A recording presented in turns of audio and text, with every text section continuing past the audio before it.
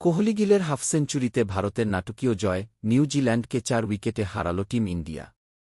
কোহলি ও শুভমান গিলের ব্যাটিংয়ের পর শেষ দিকে নাটকীয় উত্তেজনার মধ্য দিয়ে নিউজিল্যান্ডের বিরুদ্ধে প্রথম ওয়ানডেতে ৪ উইকেটে জয় তুলে নিল ভারত।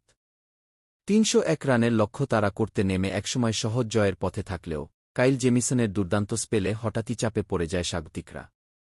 তবে শেষ পর্যন্ত কেএল রাহুলের ঠান্ডা মাথার ব্যাটিংয়ে জয় নিশ্চিত হয়।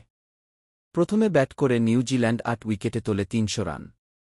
ড্যারিল মিচেল করেন ৮৪ রান, হেনরি নিকোলস ৬২ এবং ডেভন কনওয়ে ৫৬ রান যোগ করেন। ভারতের বোলিংয়ে মোহাম্মদ সিরাজ, প্রসিদ্ধ কৃষ্ণ ও হর্ষিত রানা দুটি করে উইকেট নেন।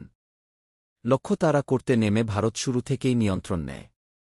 শুভমান গিলের ৫৬ এবং বিরাট কোহলির অসাধারণ ৯৩ রানে ভর করে ভারত বড় জয়ের পথে এগোচ্ছিল। শেষ ৪ ওয়ানডেতে কোহলির ব্যাট থেকে এসেছে ৭৪, ১৩৫, ১০২ ও ৬৫। এদিনও সেঞ্চুরির দোরগোড়ায় দাঁড়িয়েছিলেন তিনি। কিন্তু ৯৩ রানে জেমিসনের বলে আউট হয়ে ফেরেন কোহলি, আর সেখান থেকেই বদলে যায় ম্যাচের মোড়। মাত্র ১৩ বলের মধ্যে জেমিসন ফিরিয়ে দেন কোহলি, রবীন্দ্র জাদেজা ও শ্রেয়াস আইয়ারকে। হঠাৎ করে ভারত চাপে পড়ে যায়, ৫৯ রান দরকার, হাতে ৫ উইকেট, নতুন ২ ব্যাটার ক্রিজে।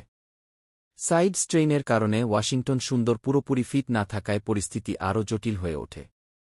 তবে হর্ষিত রানা সাহসী ২৩ বলে ২৯ রানের ইনিংস খেলেন। ওয়াশিংটন সুন্দরও গুরুত্বপূর্ণ অবদান রাখেন। শেষ পর্যন্ত কেএল রাহুল দায়িত্ব নিয়ে ম্যাচ শেষ করেন। অভিষিক্ত ক্রিশ্চিয়ান ক্লার্ককে টানা ৪-৬ মেরে ৬ বল বাকি থাকতেই ভারতকে জয় এনে দেন রাহুল।